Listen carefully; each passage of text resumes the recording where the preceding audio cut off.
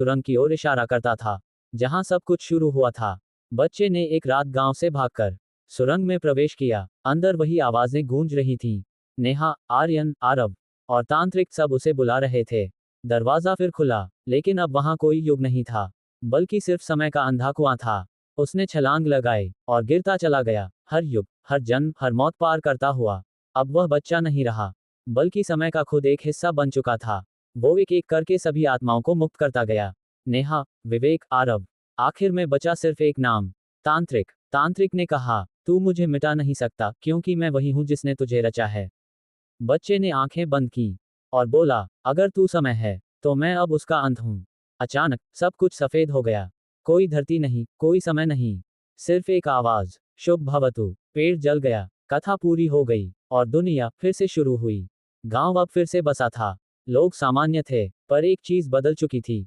अब समय सीधा नहीं चलता था, बल्कि कभी कभी पीछे भी मुड़ जाता था। उस गांव के बीचों बीच अब एक मंदिर है, जहां कोई पुजारी नहीं, सिर्फ एक खाली घड़ी टंगी है। और नीचे लिखा है, यहाँ समय थम चुका है। 4 साल बीत चुके थे।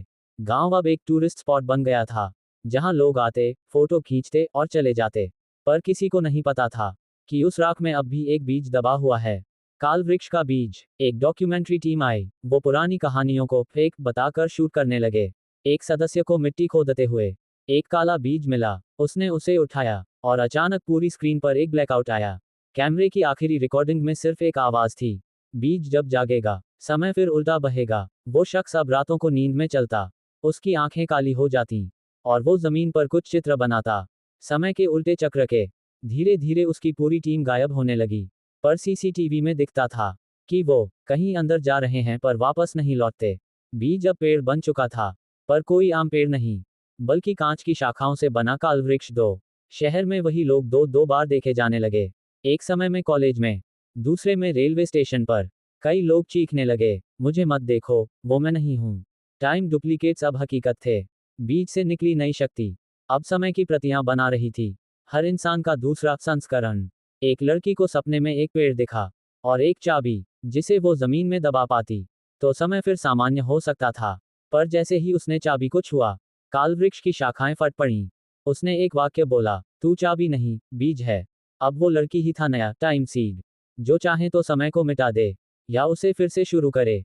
आखिरी दृश्य, एक स्कूल क्लास में बच्चा कहता है, मिस, कल जो हुआ, वो परसों पहले हो चुका है। टीचर मुस्कराई, पर पीछे की खिड़की में वही कांच की शाखाओं वाला कालवृक्ष दिखाई दिया। अगर आपको ये कहानी पसंद आई हो, तो लाइक करें, सब्सक्राइब करें और कमेंट में बताएं।